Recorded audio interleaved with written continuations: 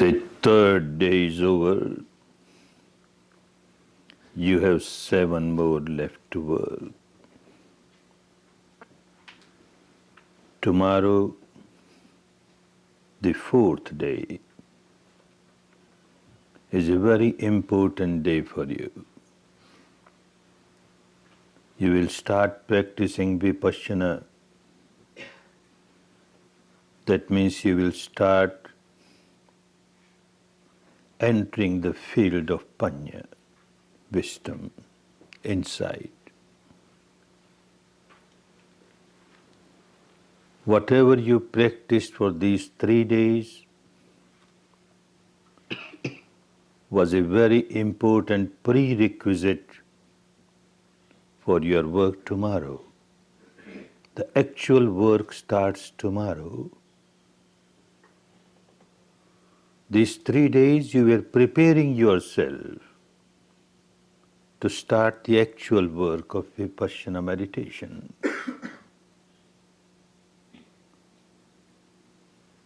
Without strong Sila,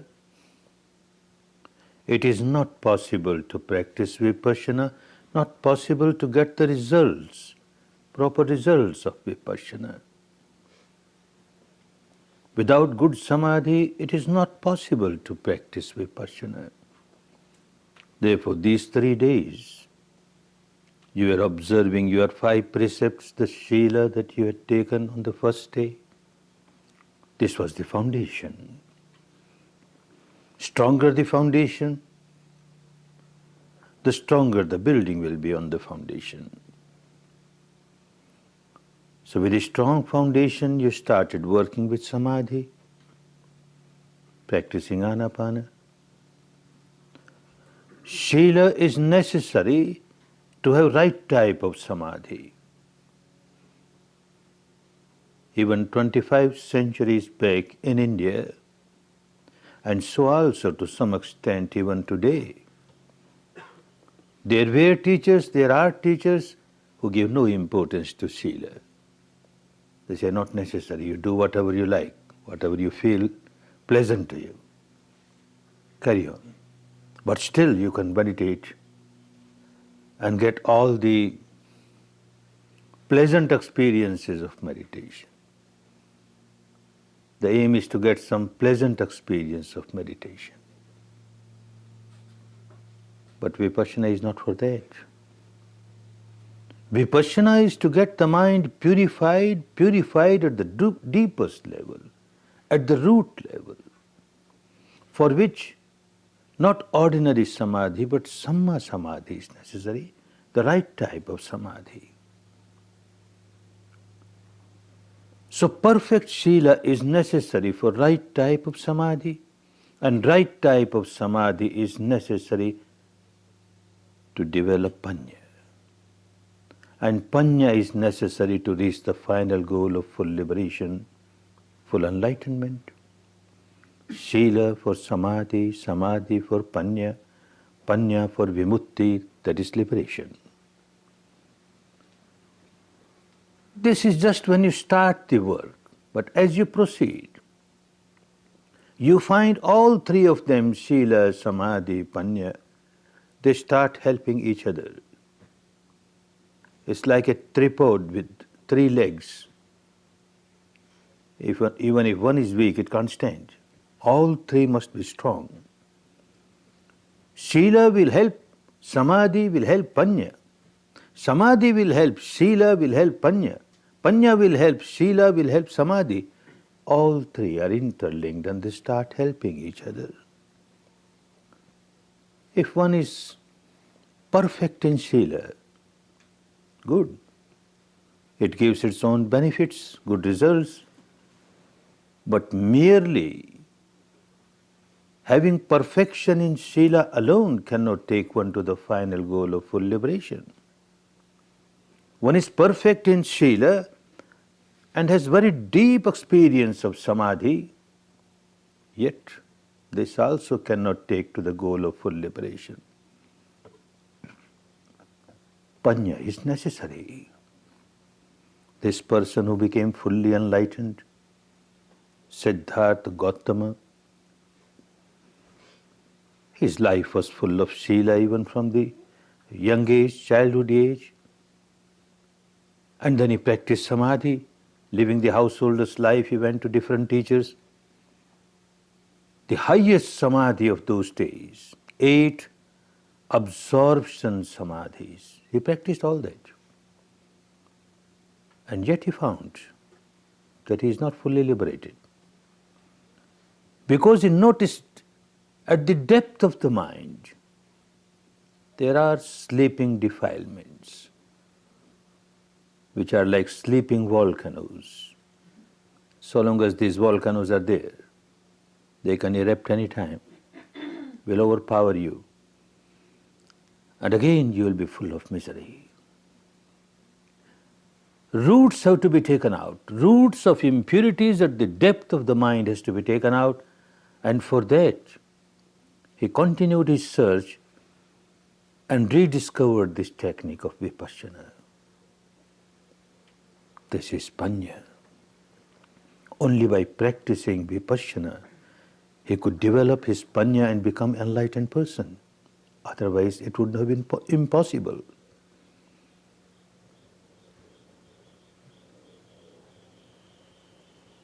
Vipassana was lost to the country. Talk was there. Panya was lost to the country in its perfection. He rediscovered that. 3 parts of Dhamma, the Eightfold Noble Path in Sila, which was there. 3 parts of Samadhi in the Eightfold Path were there. Now another 2 parts which come under Panya, that is Samma Sankappo, Samma Ditti, Samma Sankappo, right type of thoughts. When someone comes to a course like this, initially, at the surface level of the mind, there are certain impurities which keeps one very agitated. Some impact on the mind of some incident. And then one starts observing the respiration, the thoughts become very predominant, and many a times the thoughts are full of defilements. In some cases there might be anger, in some cases hatred, in some cases lot of sadness, depression, in some cases maybe passion. These thoughts keep on overpowering, and you try your best to come back to respiration. Thoughts keep on overpowering, you come to respiration. 1 day, 2 days, 3 days, you find not that all the thoughts have gone away, but the pattern of the thought has changed now. It is not as violent as it was before. Thoughts are still there, but now thoughts are mostly pertaining to Dhamma, pertaining to the path. One starts understanding what the path is, how I should meditate, what is the proper way of meditation, what are the difficulties, all that keep coming in the mind. Not the thoughts of harming somebody. This is Samma Sankappa. Still, it is not the right type of Panya which made him fully enlightened. Good thoughts were there in the teaching of all the teachers of India before him, contemporary to him, and after him. Have good thoughts. They are necessary. Then you can see things properly. And that is Samma Ditti, a right understanding, a right view. You can see things properly as they are. Like the sun is covered with very dark clouds, black thick clouds, and you don't see the light, it's all darkness. Some layers of these clouds go away. Clouds are still there, but they are not so thick, not so dark, they are thin. Light, you start seeing light, although All have not gone away. That is necessary. This type of samma sankappa thoughts are still there. You have not reached the stage where the mind has become free from thinking, free from thought. It is there. But it is not that disturbance which won't allow you to take the next step. And the next step is samma ditthi, the right understanding of the reality as it is. And this is the real panya. Well, there are 3 stages of panya, wisdom. Progressively, one moves towards the panya which will liberate. 3 types of panya in the language of those days. It was called Suttamaya panya, the next Chintamaya panya, and the third Bhavanamaya panya. Suttamaya panya. You heard something, you read something, wisdom of somebody else. A wise person, an enlightened person, a saintly person speaks words of Dhamma. They come in scriptures. You listen directly from this person, or you read scriptures and you accept it. You accept it most of the time because you have got great faith and devotion in this person, or you have got great faith and devotion in the scripture, particular scripture, and you accept it. Good. Very helpful. Those who have never heard anything about Dhamma, those who have never heard anything about the truth, may remain confused the whole life. At least one has heard about Dhamma, has listened to Dhamma, listened to the right things, correct things. But this is not enough. Just by developing Suttamaya panya, the wisdom that one heard from somebody or read somewhere, cannot liberate you. It is very good in the sense that it will give you inspiration, it will give you guidance to take the next step. And the next step is Chintamaya panya, which means understanding the truth, developing the wisdom at the intellectual level. Human being is a rational being. He is not supposed to accept things blindly. He must use his intellect, have reasoning. Whatever I have heard, whatever I have read, is it logical? Is it pragmatic? Shall I accept it? At the intellectual level, one tries to understand it and one finds at the intellectual level, yes, it is quite logical, quite scientific, quite acceptable, and one accepts it. The second step of panya, very important step.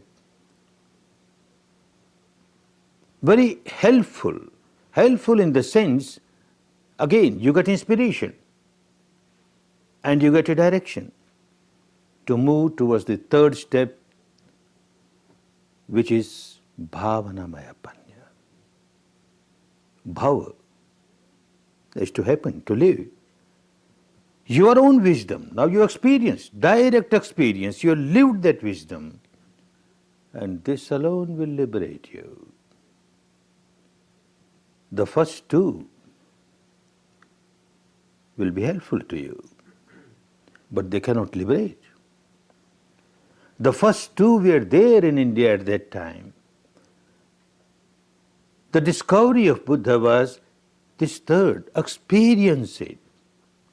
There were all the talks there. There were teachers who will say, keep yourself away from craving, keep yourself away from aversion, all these sense objects, illusionary, delusionary, and you keep on getting attached to them. You generate misery for yourself. Come out of this attachment, become detached, and you come out of misery. All those teachings were there. But how to come out? Unless one has developed Bhavanamaya panya, the wisdom, with direct experience, this starts helping one to come out of the misery. First and the second can be very helpful, can be very harmful also. Many a times they become very harmful. Like Sutmaya Panya. Someone is born in a particular family, brought up in a particular society, having faith in a particular tradition, particular scripture, belief. From the young age one gets the mind conditioned with all those acceptances, all those philosophies, beliefs, dogmas. And one starts feeling that this is perfectly all right. All other traditions are useless. They are not correct. My tradition, this is the best, and I accept it. One does not take the next step at all. One feels perfectly satisfied. I have accepted the truth that our scripture says, the truth that our saints have said, the truth that the founder of our religion has said. It is wonderful. That becomes a great barrier, a bondage. Such person will never use the intellect, will never try to reason what is being taught. Far away. To develop one's own ability to experience it is far away. Becomes a big bondage. If someone who is convinced with the Suttamaya Panya and yet, being a human being, a human species, wants to reason out things and he starts reasoning. Is it true? Is it correct? Is it acceptable? Is it pragmatic? Then the elders get worried. The elders of the family, the elders of the society, the elders of this particular community, they don't like it. They say, oh, you don't have belief. You don't have faith in our scriptures. You don't have faith in the founder of our religion. If you doubt, then you know what the result will be. After death, you will go to hell. And then a description of hell is given. So terrible. And he says, no, Baba, no. I don't like to go to that hell. I accept reasonable or unreasonable, pragmatic or non-pragmatic, anything, I accept. I don't want to go to hell. So poor fellow, he accepts it out of fear. Same very elders, they got another way. And they will say, look, if you accept whatever is written in our scriptures, whatever our tradition says, our philosophy says, if you accept it, then you know what will happen. After death, you will get heaven. And then a wonderful description of heaven. So wonderful, so wonderful. You will enjoy all the sensual pleasures there, celestial pleasures, so wonderful, which you can't get in this world. The mouth starts watering, wonderful. If I get that, I accept everything. I don't mind accepting. By accepting, if I get that heaven, I'm the first person to accept. You accept it. So you accept it either out of blind faith, or you accept out of fear, or you accept out of greed. You are just accepting. You are not using your grey matter to understand what it is. And somebody has taken the next step. That also can become a big bondage. Many a times it so happens. You start reasoning, you find very logical. And especially the belief of your own tradition. Like a good lawyer, you will find so many ways of convincing yourself, this is correct. Our tradition says so, it is correct. You keep on arguing yourself and get yourself convinced, yes, this is correct. And that is the end of it. Now I know everything. My intellect says this is correct. And you inflate ego. I know everything now. I am such a wise person. I can write books upon books on this philosophy, on this belief. I can give lectures. I can have debates, arguments, discussion to prove that every other belief is wrong. This belief is correct. And this madness will not allow him to take the next step. So these two can become big hindrance. If one starts taking the step in the Bhavanamaya Panya, then you start experiencing the reality yourself. So long as you are not experienced, the reality is no reality for you. It is always distorted. Each individual has to experience the truth oneself to reach the final goal. This person, Siddhartha Gautama, he realized the truth within himself, developed his Bhavanamaya Panya, and became an enlightened person, became a liberated person. This Panya that is developed within himself could liberate only one person, not two. And that one person was Gautama, Siddhartha Gautama, none else. None else can liberate it because of his wisdom. Others can get guidance, others can get inspiration, that's all right. But each individual has to develop one's own wisdom to reach the final goal of full liberation. One's own wisdom, Bhavanamaya Panya, the wisdom that you lived, you experienced. This alone can break the bondages of ignorance, of craving, of aversion, of negativity. This alone can eradicate all the miseries. This gives fruit, not the first, not the second. An example, someone very hungry has gone to a restaurant, got his seat, menu is placed before him, he goes through that menu. Ah, wonderful. The food prepared today is very delicious. His mouth starts watering. Wonderful. One incident. Now he orders for the food. It will take some time before it's served. And he looks around, people who had come earlier, they are already served food and they are taking their food and they are enjoying it. Certainly, the food is very delicious today. Look, everybody is enjoying. Again the mouth starts watering. Second incident. Third incident, the food is served to this person and he starts enjoying it. The first was Sutmaya Panya, that menu card only he had read. He had not tasted it. The second Chintamaya Panya, his intellect sees, because he has seen people when they enjoy something, their facial expressions are of this type, and look, these people are enjoying because their facial expressions say that they are enjoying it. Certainly, it must be very delicious. He has not tasted himself.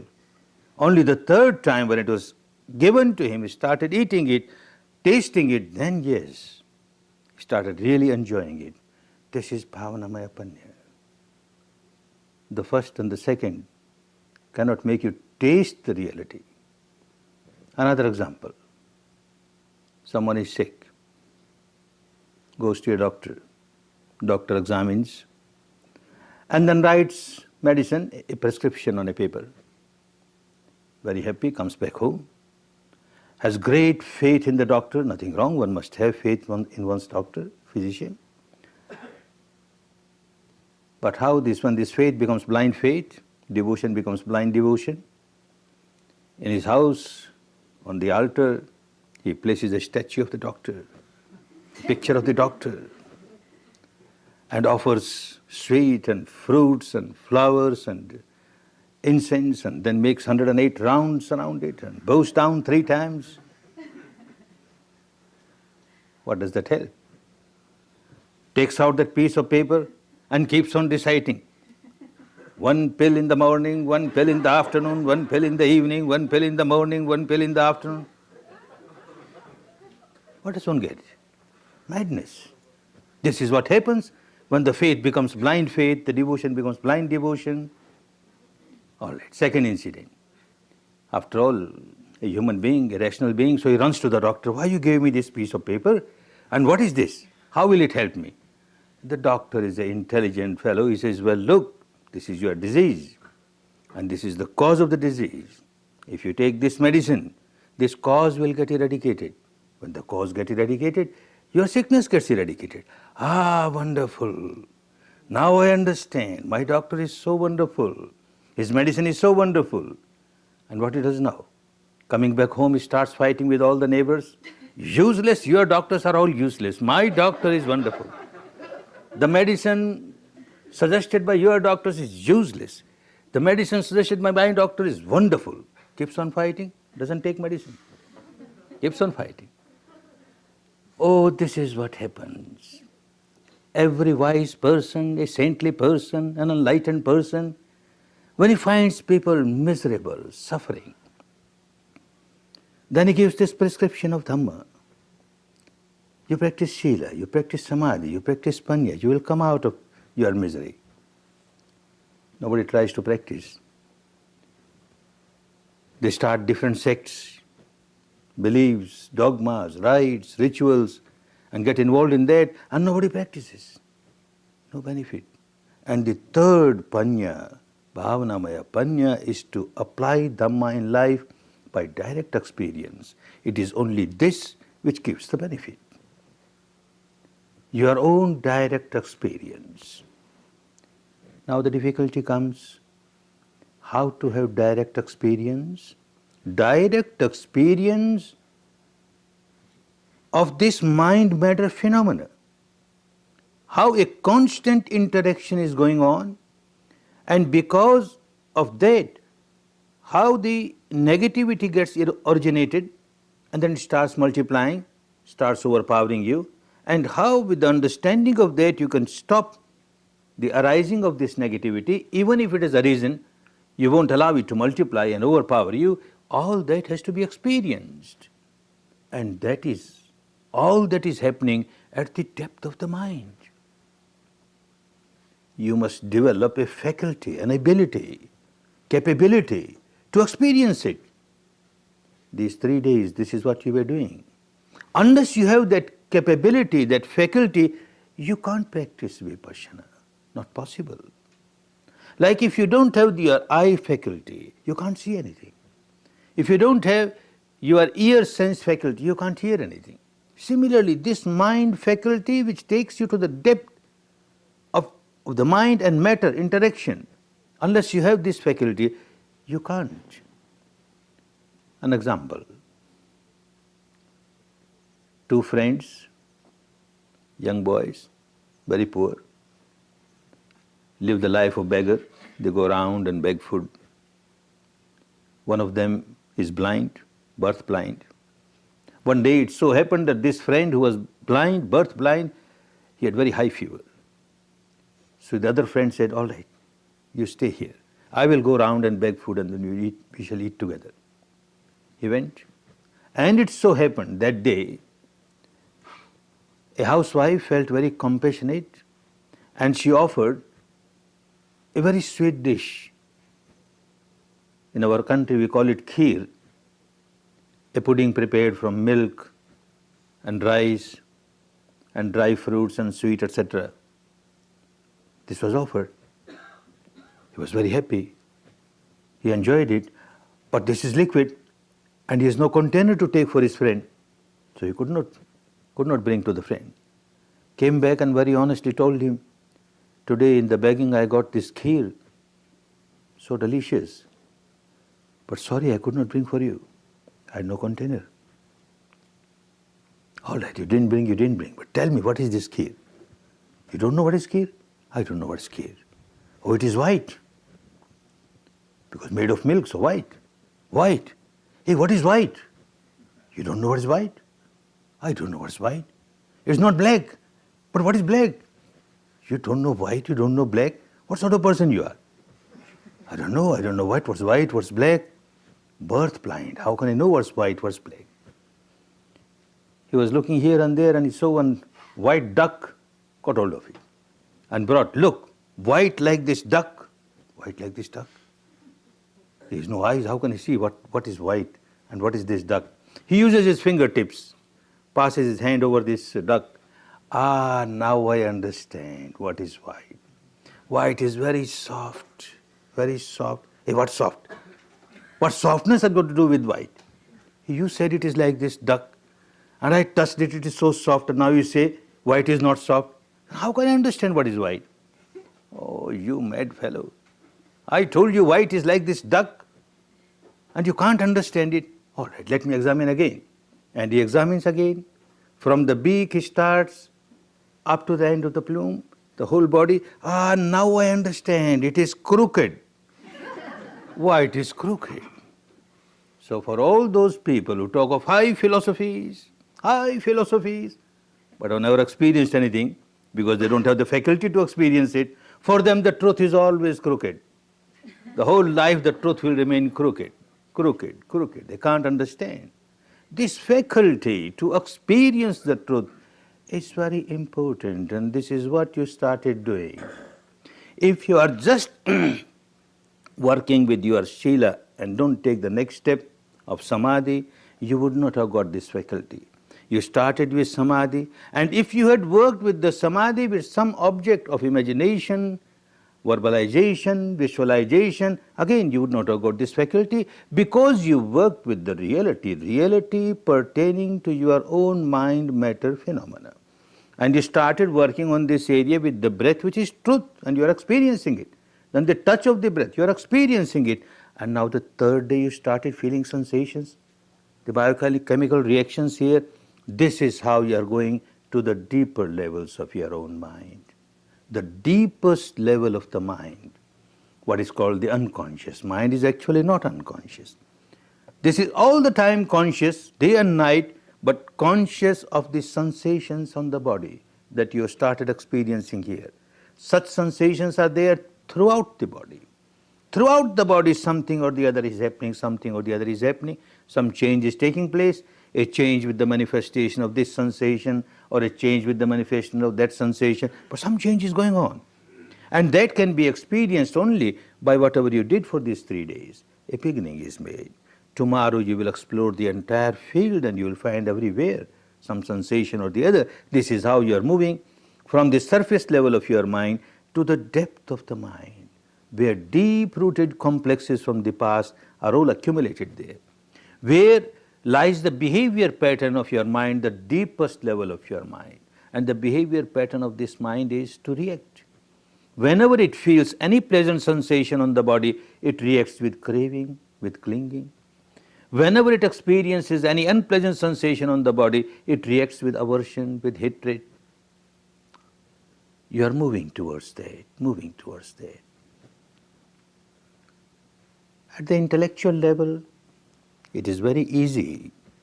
It is very easy to understand that there is a change taking place everywhere. And everything is so impermanent. Anyone who takes birth dies. Anything that is manufactured later or sooner or later gets destroyed. Everything is impermanent. But that is an intellectual understanding. Experience of it can be only within the framework of your body. The law of nature is law of nature, everywhere, inside, outside. But the law of nature that you see outside can be acceptable, can be understood at the intellectual level. But the reality, the law that you experience within the framework of the body can be experienced. And this experience is called Bhavana Maya Panya. You are living there. You have direct experience. Otherwise, it does not help. At the intellectual level, there were teachers before Buddha, at the time of Buddha, after Buddha, who kept on giving the same teaching, but it didn't work to the depth as it worked for people who started developing their own Bhavanamaya Panya. Like something very traumatic happens in the life. A very near or dear one has passed away. And you take his dead body to the funeral pyre and burn it, or to the graveyard and put it in the grave. While that is going on, one develops so much of wisdom. After all, everything is so impermanent. One who takes birth dies. Nobody is free from death. I will also die one day. People will bring my body, put in this grave, or burn on this funeral pyre. Then what is the use of all this craving, clinging, fighting with people, accumulating this or that. Ultimately, everything will be left here and my body will be burned. Big wisdom. But how long? As soon as one takes one step out of that graveyard, again the same I, mine. All madness is there. Makes no difference. It was only intellectual understanding. Or people come to such Dhamma talks, such discourses. Wonderful. Now I understand why this attachment is so bad. It gives so much of misery. The more you are attached, the more miserable you are bound to be. Misery, misery. This I is a big misery. Mine is a big misery, big misery. At the end of the discourse, when you go out of the hall, hey, where are my shoes? Who's taken away? My slippers I purchased only today. New ones, what happened? Start crying, mine. Makes no difference. It's all intellectual. Doesn't have. One has to experience. And it is so difficult to experience, so easy to understand at the intellectual level, so easy to accept it at the devotional level, so difficult to experience, because unless you have that faculty to experience, you can't. There is so much of illusion, so much of delusion. At the apparent level, something appears to be so, seems to be so. Actual level is totally different. Like night time, you go to bed, you lit a lamp or a candle, you go to sleep, next day morning you get up and you see the candle, the light of the candle, the light of the lamp, and you are under the impression the same candle, the same light. Where the same candle, where the same light?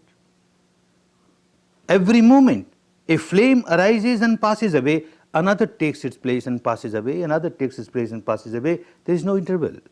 Continuously. And that gives an impression, the same flame, the same light, the same flame, the same light. A big illusion. This electric bulb, I pointed towards it twice. One remains under the impression, the same light, the same light. Where the same light? If it was the same light, then why at the end of the month this electric company sends me a bill? You consume so many units, so many dollars, what for?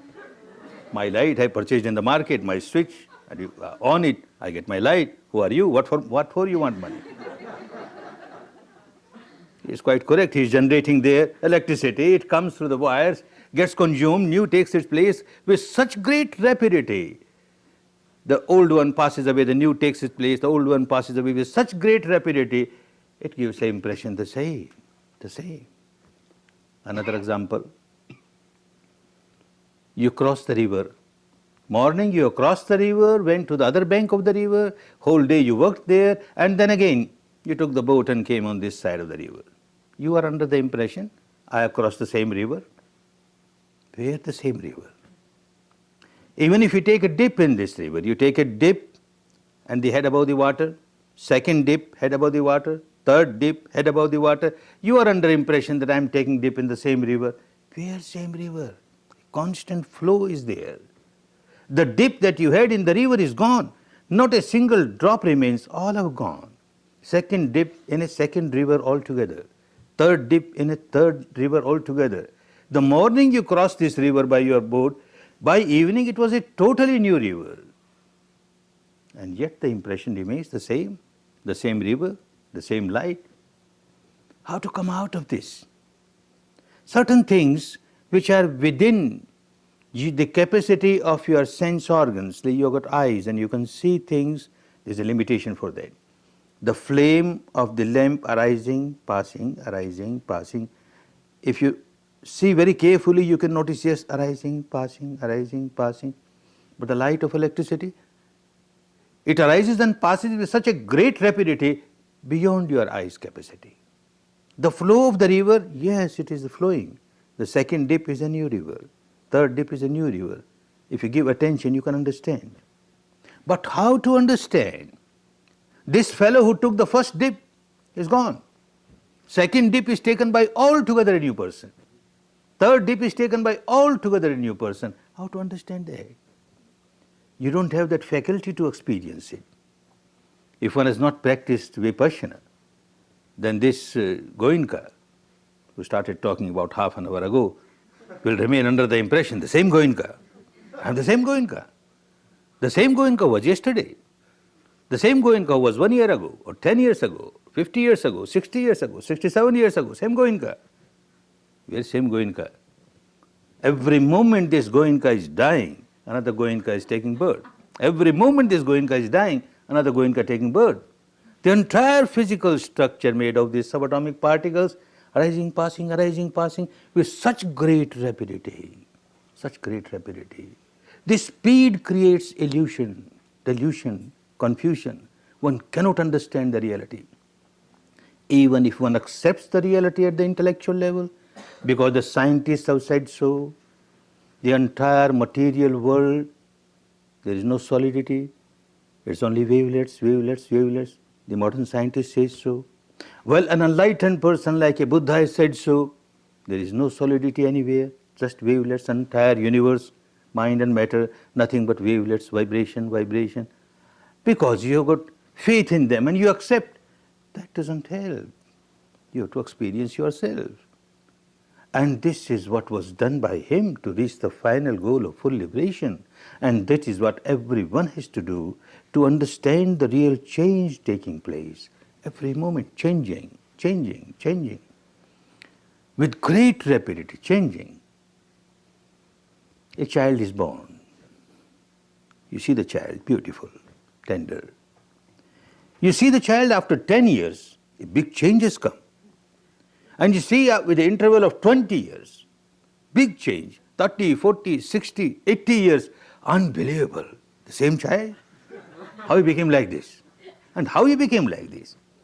Not that at the end of every 10 years, he went to bed and some God Almighty passed a magic wand over his body and he got a changed person. Nothing doing. Every moment change is taking place, every moment changing, changing, changing, decaying, decaying, growing, decaying, growing, decaying. This is the law of nature. This law of nature, if one accepts at the intellectual level or at the devotional level, does not help at all. It is just an intellectual pleasure, intellectual entertainment, or a devotional pleasure, a devotional entertainment. It won't help. But at the actual level, when one starts experiencing it, it makes such a big difference, such a big difference. And this is what he did. What you have started doing is just a very tiny step, is a long path. One has to investigate so much deep inside to understand what this material structure is, what this mind is, and what interaction is going on at a very deep level. And this made him fully enlightened. Dividing, dissecting, disintegrating, dissolving, he reached the stage where he came to the ultimate truth pertaining to the matter, the ultimate truth pertaining to the mind, the ultimate truth pertaining to the mental contents, the mental concomitants which arise with the mind. And then it transcended that and experienced something which is beyond mind and matter. For the matter, dividing, dissecting, he came to the tiniest subatomic particle of which the entire body is made, the tiniest, to which he gave a name, Kalapa. Kalapa means a unit, a material unit. Tiniest material unit which cannot be further separated. He called it Atta Kalapa. Atta means 8. 8 things joined together make this unit, and these 8 things cannot be separated. They are always together. The 4 basic elements like earth, water, fire, air, and each one has its own characteristic, joined together 8. These characteristics are more important, and that can be experienced. When one reaches to that stage, then it becomes easy to understand the mind also at the ultimate level. This is the reality of the mind at the ultimate level. This is the reality of every mental content at the ultimate level. And this made him understand what is this mind-matter phenomena. With such a great rapidity, all wavelets, wavelets, wavelets, but with such a great rapidity, things arise, pass, arise, pass, arise, pass. He says, by the time I snap my fingers, or by the time I blink, this tiny little subatomic particle arises, passes trillions of times, trillions of times. A Western scientist also has come to the same conclusion. A professor in Berkeley University, he was studying, trying to understand how this atom is working. This was clear to the scientists of the West a century ago, that there is no solidity in the material world, mere wavelets. He was eager to know, very inquisitive to know, the tiniest particle, how many times it arises and passes in 1 second. And to find out that, he invented a instrument which he very rightly called bubble chamber. Like bubble, it arises, passes. And with the help of this bubble chamber, he could find out and then announce that this tiniest atom, it arises and passes in 1 second, 22 zeros after 1. 22 zeros after 1. And here, another scientist in the East says that by the time I snap my fingers or blink my eyes, trillions of times it arises and passes. They came to the same conclusion. And yet, what a great difference. What a great difference. Quite a few students from this part of the world, California, Berkeley, they came to India, took courses when they heard about this professor, and he's a very renowned professor. He passed away recently, and he got Nobel Prize, and Nobel Prize is not given to any Tom, Dick and Harry. Somebody must have invented something which people didn't know. So he was a very famous man. So out of inquisitiveness, they went, curiosity to see this person who reached the stage which an enlightened person reached, and they found him a bundle of misery, full of tension. Why? He could not come out of his misery. Why he could not come out of his tension? Whereas somebody coming to the same conclusion got free from all miseries. Because Bhavanamaya Panya was missing. He had come to this conclusion with the help of his apparatus, his instrument, the bubble chamber. He has great faith in this bubble chamber. He has great faith in his own intellect, and he says it is so. But this person is not using any scientific instrument or apparatus, only his experience, direct experience, and this makes all the difference. When you go deep inside to understand the reality of your mind and matter interaction, it is not for the sake of curiosity, not to quench the thirst of your inquisitiveness. It is, the purpose of it is to come out of the ignorance and see how, out of ignorance, you keep on generating impurity after impurity, defilement after defilement, negativity after negativity, and you become a bundle of misery. To change that habit pattern, one has to go deep inside, and experience the truth. The first truth which one starts experiencing is the truth of change. Every moment a change is taking place. The entire mind-matter phenomena, constantly changing. And that is understood at the experiential level. Everything is changing. There is nothing throughout the physical structure or the mental structure, as you keep on dividing, dissecting, disintegrating, dissolving, nothing which you can say this is the hard core and now this remains permanent. You keep on exploring. If there is any hard core, let me see, let me experience it, and this is what the Bhavanamaya Panya will do. The anicca, the change, is experienced now. The change is not accepted merely at the level of intellect, not accepted merely at the level of devotion, at the actual level. Change. Initially, you come across very solidified, intense, apparent reality. This body, so solidified, made of bones and flesh, etc. And what you feel on the body, all solidified, intense, like pressure, like heaviness, like numbness, like heat, like pain, all solidified and intensified. As you started observing here, you will start observing things throughout the body, and you observe objectively. Not that all the time you will observe objectively, it takes time, but you start working on that. Few moments you get when you observe really objectively. And as you are observing objectively, you find the mind is becoming sharper and sharper. And as the mind becomes sharper and sharper, it starts experiencing subtler and subtler reality. The intensity, through the intensities, through the solidity, you start piercing, penetrating, and you start experiencing subtler reality, subtler reality, subtler reality, till one reaches the experience where the entire material structure, the entire mental structure is nothing but vibrations, vibrations arising, passing, arising, passing. Bubbles arising, passing, wavelets arising, passing, arising, passing, constant flow, constant flux.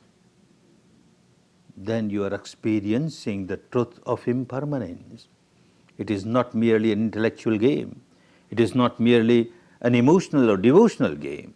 It's the actual experience of the truth, that what you experience within the framework of the body is a constant flux, a constant flow, every moment changing, changing, changing, changing. Then the madness goes away. Madness of what? Madness of attachment towards this physical structure. Madness of attachments towards this mental structure, the combination of the two. Something which is so ephemeral. What purpose will be served by developing craving towards it, developing aversion towards it, and one learns how to observe. Observe equanimously, equanimously, equanimously. Old habit pattern was to react. This very mind-matter phenomena generating this sensation or that sensation, pleasant or unpleasant, and a reaction is there, craving or aversion, you lose the balance of the mind, you become very agitated. And now this first part of wisdom, anicca, will become clearer and clearer at the experiential level. As one develops this part of the wisdom, anicca, anicca, anicca, everything changing, changing, changing, another part of wisdom will raise its head. Dukkha, oh misery. Initially when you start practicing, observing the reality about yourself, coming across very solidified, intensified realities, the sensations which are very painful, heavy, numbness, pressure, tension, etc., obviously it is misery. So miserable. You don't like it, you want to get rid of it, and it is there. But you are trained to observe. However misery it is, you just observe. However unpleasant it is, just observe, just observe. And people reach the stage, sometimes on the 7th day or 8th day or 9th day or 10th day, or maybe in 2 courses or 3 courses, they reach a stage where all the solidity gets dissolved and there is a very free flow of subtle vibrations throughout the body, energy flowing throughout the body, and it looks so pleasant, so pleasant. Ah, wonderful. This is bliss. This is ecstasy. I was looking for it. Now I got my goal. And you develop so much of attachment to it. Ah, I got it. I got it. Without understanding this is equally impermanent, changing, changing. Morning you had a wonderful experience of a flow of energy throughout the body. And afternoon it changed. And you again have pains and heaviness and numbness. And you come to your teacher or your assistant teacher and say, oh, wonderful, morning meditation was so wonderful, and now it is so bad. You become so miserable because you developed attachment to something which was so impermanent. Then it becomes so clear that not only unpleasant sensations are misery, the pleasant sensations are also misery, because there is a tendency of you are developing attachment to it. And every attachment is synonymous to misery. You are bound to feel miserable because whatever you are attached to is not permanent, it is impermanent, bound to change sooner or later. This becomes clearer and clearer. The dukkha, not the dukkha of the pains, etc., but the dukkha of even pleasant sensations in your body. The third part of panya will raise its head. It will become so clear, anatta, no I, no mine. It appears to be so. There is an I in me. It appears to be so. This is mine. But then as you proceed further, at the experiential level, not at the intellectual level, it becomes so clear. What is I? You explore the entire field of matter within you, the entire field of mind, the combination of the two, and nothing but wavelets, wavelets, wavelets, bubbles, bubbles, bubbles arising, passing. Now which bubble is I? This bubble is I, and it's gone away, so I am gone away. Which wavelet? Which wavelet is I? It's gone, so I am gone. Which wavelet? Oh, for conventional purpose, we have to use these words, I, mine, you, yours. Actually, there is no I, no mine. You have to use these words. Otherwise, how can you say this mass of bubble talking to that mass of bubble? It doesn't work. You have to use these words, I, mine, you are, he, she, etc. That is apparent truth. It appears to be so. This is also true. But the ultimate truth, the real truth is nothing but wavelets, wavelets, vibrations, vibrations, bubbles, a senseless. This anatta. If there is really I, or if there is really mine, something mine, I must have possession over it. What possession I have got? What possession I have got? At the age of about 40, one looks the face in the mirror and sees some grey hair. Grey hair. I'm getting grey. Oh no. Oh no. And runs to the chemist shop, buys some dye, hair dye, and uses it. I'm young. I'm still young. Tries to deceive others. Tries to deceive oneself. But how to deceive this nature? The law, the Dhamma. One is graying. One is decaying, decaying, decaying, dying, dying, dying. Every moment you are dying, you are dying, you are dying. If you control, if you are master of your own physical structure, you say, no, you can't decay. You must remain as I want you to remain. Nothing doing, you are helpless. It is decaying, decaying, decaying. Without understanding this phenomenon, constantly changing phenomenon, one feels so happy. I am 20 years old, birthday party, big celebration, happy birthday to you, happy birthday to you. Poor chap doesn't understand, he's 20 years nearer his graveyard. What happy? This does not mean that whenever your birthday comes you start crying, I am nearer 1 year to my... Oh no, Dhamma does not teach you to cry. You understand the reality. This is the fact. So many time is gone now. Whatever is left, I don't know how much is left. Whatever is left, what best use I can make? What best use I can make? Well, this is wisdom. When anatta becomes clear, when anicca has become clear, changing, changing, changing, dukkha has become clear, anatta has become clear, then you are developing, you are getting established in wisdom. Step by step you are moving towards your final goal. Then in day-to-day life you find your wisdom is manifesting itself in your dealing with people, dealing with situation. You will understand this is the apparent truth, and you have to deal with the world at the level of apparent truth. You can't say this wall is just mass of vibrations and wavelets. My leg is also just wavelet. I kick it and my leg will go just out of it. Doesn't happen. It will break your leg. So at the apparent level, it is true, it's solid wall, and this is also solid. But at the ultimate level, mere vibration, vibration, this also mere vibration, vibration, so that you don't develop attachment towards it.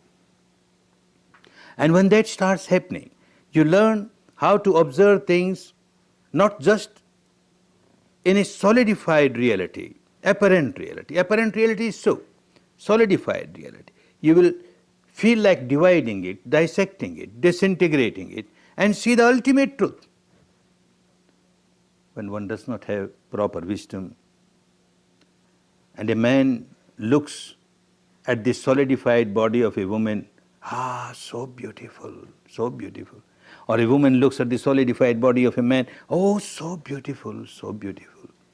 When you develop in Dhamma, you will try to understand what beautiful. Let me see. Let me divide, dissect, disintegrate, and see what's beautiful. You start from the top of the head. These hairs, beautiful. Blonde hair, or brunette hair, or silken hair, or dark hair, or this hair or that hair. One hair has come out. What beauty!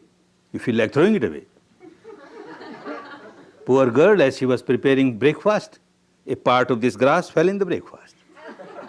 And he offered to the hubby. And the hubby found out, hair, oh, dirty hair, you spoiled my breakfast. What dirty hair? Whole evening, whole night you are praising beautiful hair, beautiful hair. Now it has come with your food. Eat it. Why shout?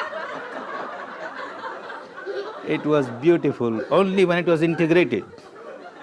When it remained integrated, it was beautiful. The moment got disintegrated, you know, no beauty in it. What else beautiful? Move further. You come to the teeth. Ah, wonderful, so beautiful. Rows of pearls, pearls. One tooth has come out, broken. A pearl has come out, a valuable pearl. Keep it in the safe, in the treasury. Throw it away, a piece of bone. It's a piece of bone the moment it gets disintegrated. When it is integrated, it is a pearl, valuable pearl, a row of pearl. And what else as you move further? Oh, these nails, so beautiful nails. And so well nail polished. To suit the color of the skin or to suit the color of the gown or the sari, so beautiful, so beautiful. And the same story, poor girl, she was clipping her nails and some part of these nails fell in the food. And the husband, so nails, dirty nails, what dirty nails? Beautiful nails, beautiful nail polished, and your food is so beautiful, joined together, doubly beautiful, eat it. What beautiful?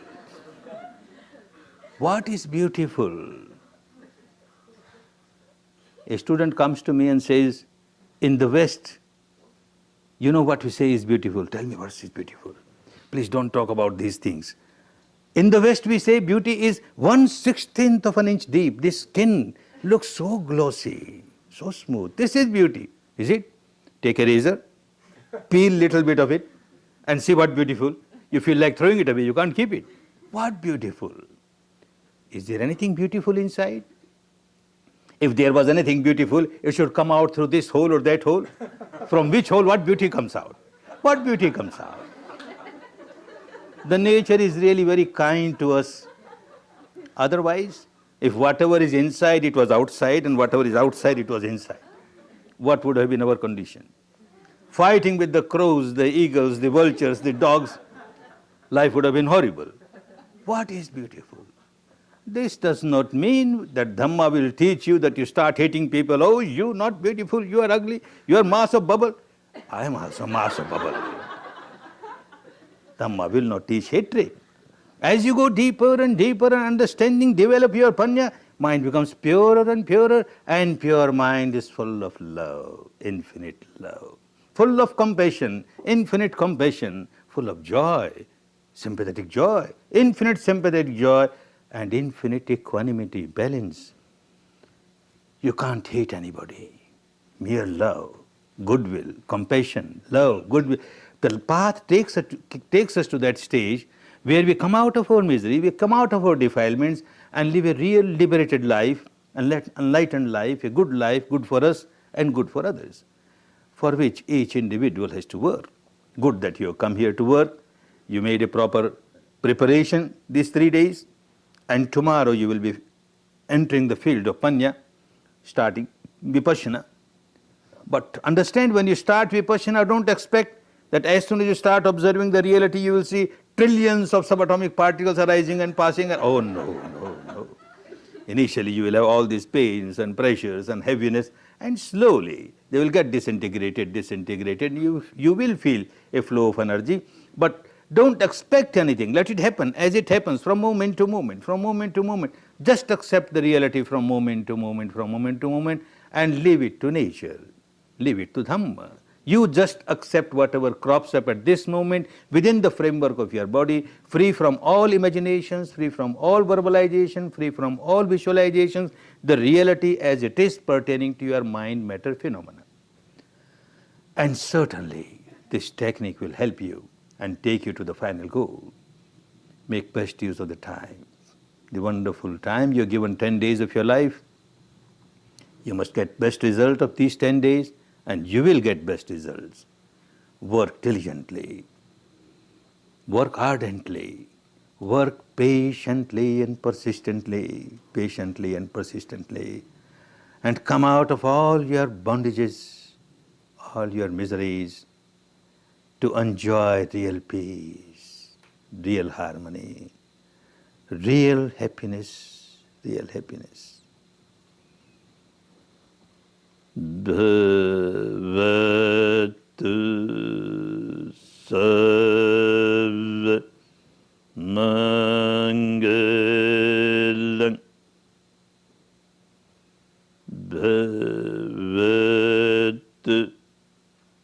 Sarva Mangalam Bhavatu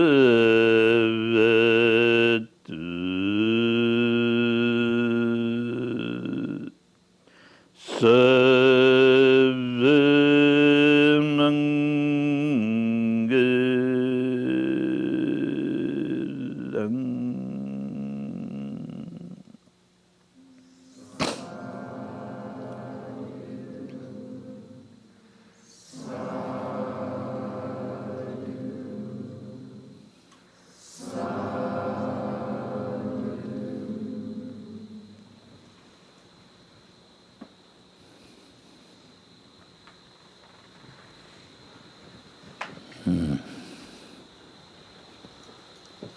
Take rest for about 5 minutes and then you work again, start working again, take rest for about 5 minutes.